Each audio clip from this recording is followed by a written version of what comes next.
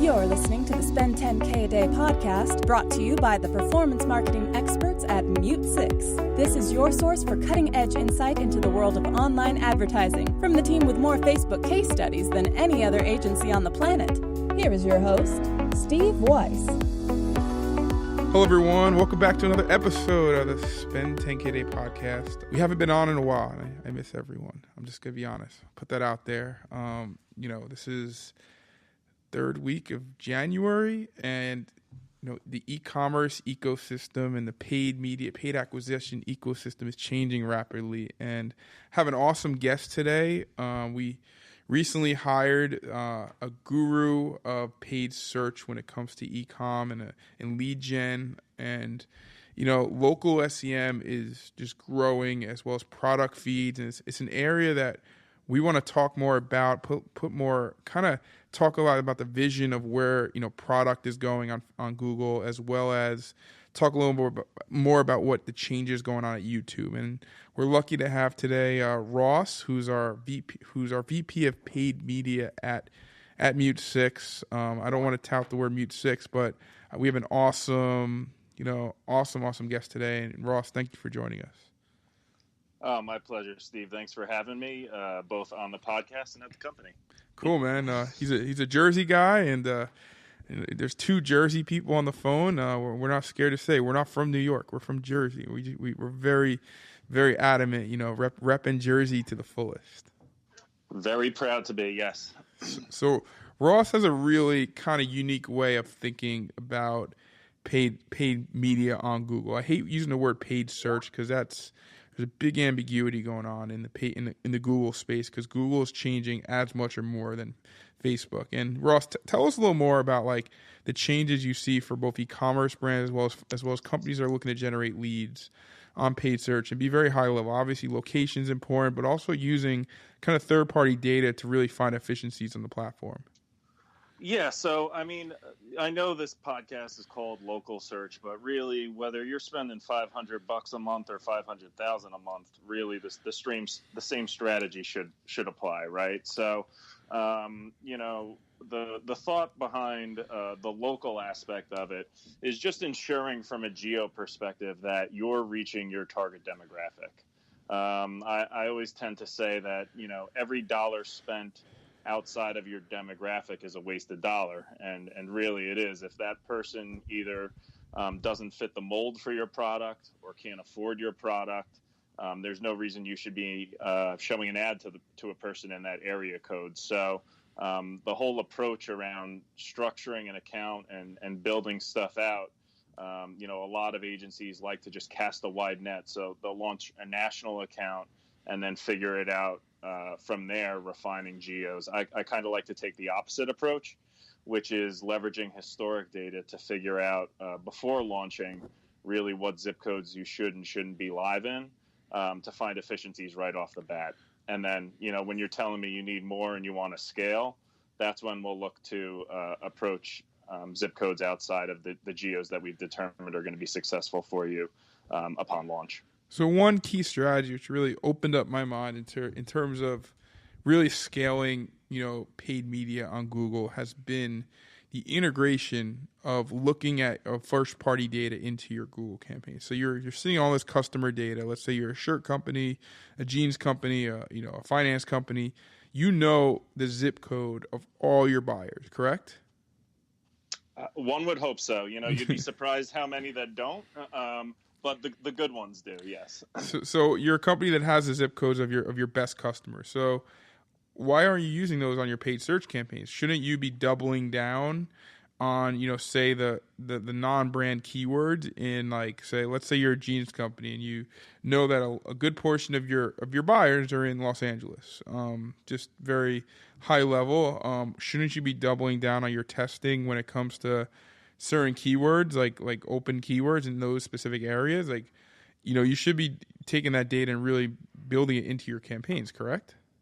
Yeah, exactly. So, whether you're getting the data from Google or, just whatever tracking tools you use in-house, all it takes is exporting a spreadsheet, sending it over so we could analyze and figure it out. I mean, I'm sure most advertisers know their top zips, but when you're talking hundreds and thousands and kind of which one's tier 1 versus tier 2 or tier 3, it becomes a more robust breakout. But to your point, yes, I mean, look, if LA is where your market is, you should be spending dollars there and not in New Jersey, where I am. That being said, I think what's smart about that approach is it allows you to expand into different channels. Like, YouTube obviously is the hotter one now. Would you rather test YouTube in, running it nationally, or at least in a market that has worked for you historically in one of the other channels? I think it only makes sense to kind of start small in an area where it's fitting your target demographic, and then if you see this robust amount of success, then look to scale it to other areas. And there's strategies around doing that the right way as well. But really, all of it comes back to, upon launching your new or reorganized account, kind of figuring out where you should be playing and then structuring your account in a way that maximizes your spend in those top performing zip codes, and then kind of tiering it from there and backfilling with, maybe your tier 2 or tier 3 zip codes, depending on your daily budget and how much you're looking to scale. So that was a big learn for you, man. Like I learned a lot just talking to you about your methodologies of really thinking deeply about location and integrating that into your paid search campaigns, whether you're an e-commerce brand, a company that literally leverages Google for lead gen. That one piece I feel like a lot of companies are missing is really that location piece into their search campaign. Because then you could double, if you find a location that crushes it, you could double down on the open audiences in that location, correct? You could double down on everything. And that's what I'm saying. It's that low-hanging fruit where you can come in instantly and clean everything up and just stop spending in areas that don't fit your demo, and then reinvest those dollars into expanding to other channels, as opposed to just wasting it in areas where you're never going to get a customer. Cool. So I hope everyone who is listening to this specific podcast really starts thinking about local, locally personalizing your ads.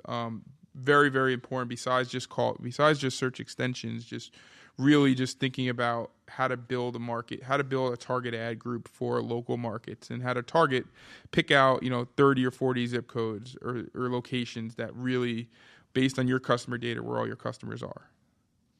Right, and I think it comes down to, Steve, also just knowing the client, getting to know the client and understanding their product offering better, right? So, having a kickoff call where you're not just going through, the ads and the keywords and, all the stuff that makes up a paid media account, but share with me who your target demographic is. I'm sure the majority of the companies that, people work with have that data in-house already. So it's not something that you need to necessarily go out and invest in and mine data.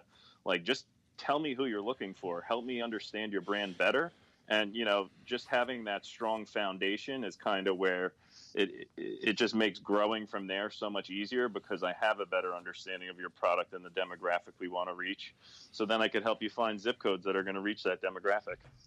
Yep. Awesome. So number one, we knocked out location of you just really zeroing into that as a key variable in your campaigns. Number two, you have this approach, which obviously, you talk about a lot with, us and various people on the team. It's this SCAG approach. And I just joke around because you mentioned that word 20 times whenever I hang out with you, man. And you're just like, the SCAG approach wins. It's not the easiest approach, but it's the approach that really, is able to generate super high, CTRs and really high ad relevance. So tell us a little more about how brands can obviously switch over to this SCAG approach, because I feel like that's something that's kind of unique that even as a search marketer, someone who's been doing this for a long time, I wasn't very familiar with.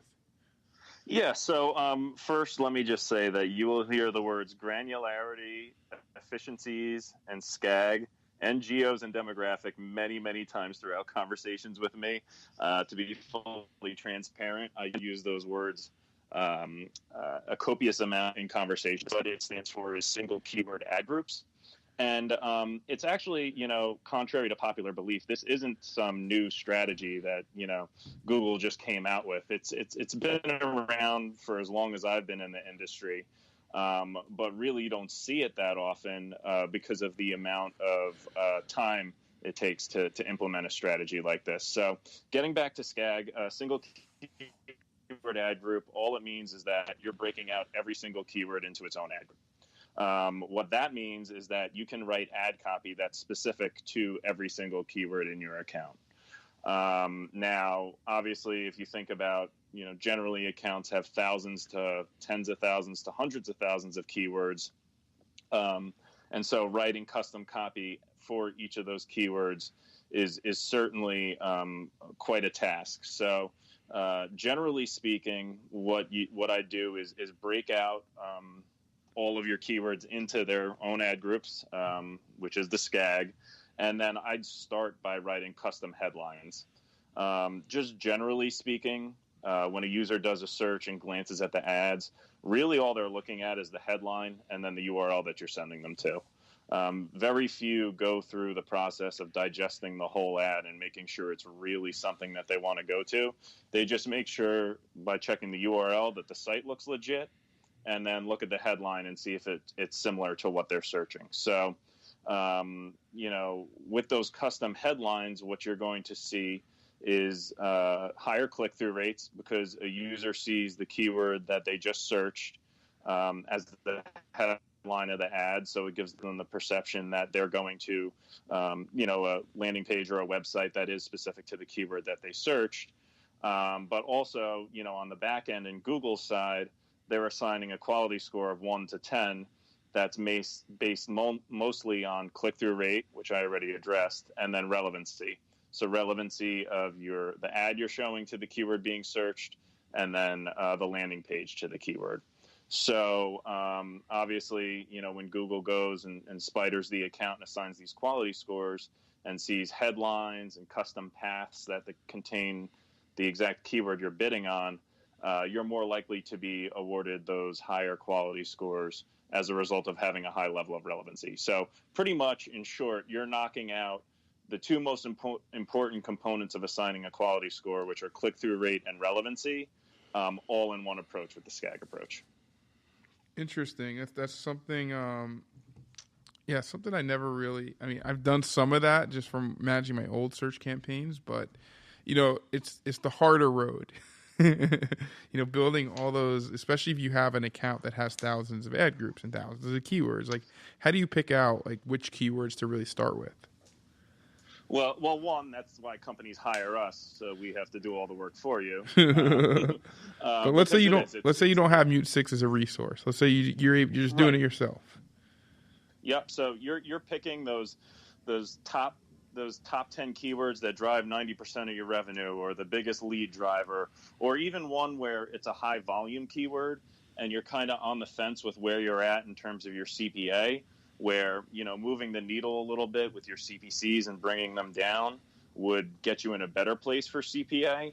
Really it's kind of there's no right answer. It's just a feel thing, I'd say. Choose the areas where you're going to make the biggest impact, whether it's getting volume and just, potentially bringing down the CPC 5 cents over hundreds of clicks a day is going to move the needle, or for that keyword, like I said, where it's driving the majority of the revenue for you. Of course, lowering your CPCs would just improve the margin there. So, there's no right answer. Just go with the keywords that that are important to you. And, I have seen, I audit a lot of accounts in my role, and, you do see glimpses of it where, they do, a client will break out just 10 keywords and SCAG those, and then everything else is kind of lumped together into their own ad groups. So I have seen that from time to time, but very rarely do I see a full account just SCAG'd out. And, I'd say, again, the reason for that is just it's a huge investment of time.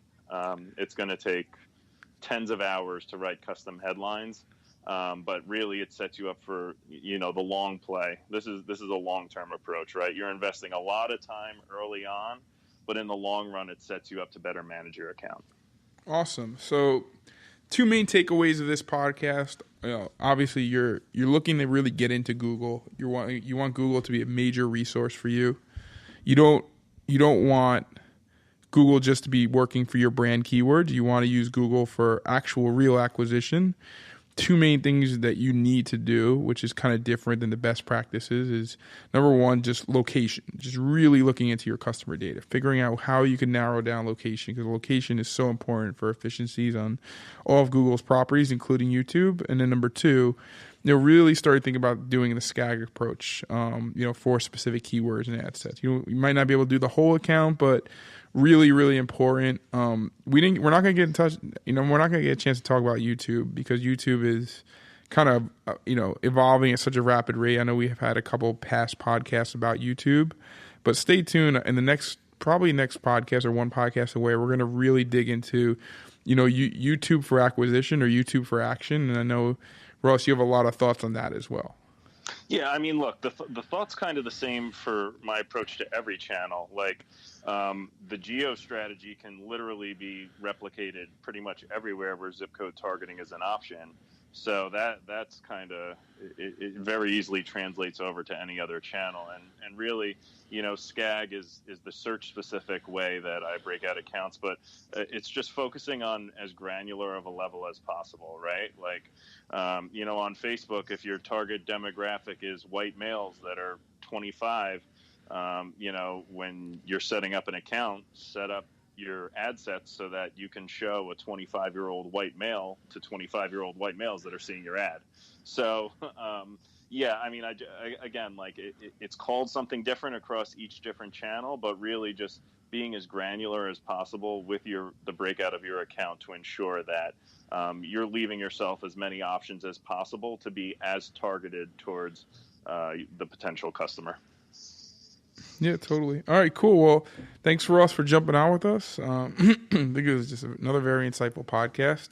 Stay tuned for our next upcoming podcast, which we're going to dig into a little bit of cannabis and CBD coming up with an expert of, what's going on with paid media in cannabis. I think this is a topic that's really big in the news about Facebook kind of, starting to allow some form of cannabis in the platform without using the word cannabis. But this is going to be a topic we're going to dig deep into on the next podcast. Talk soon. Thanks.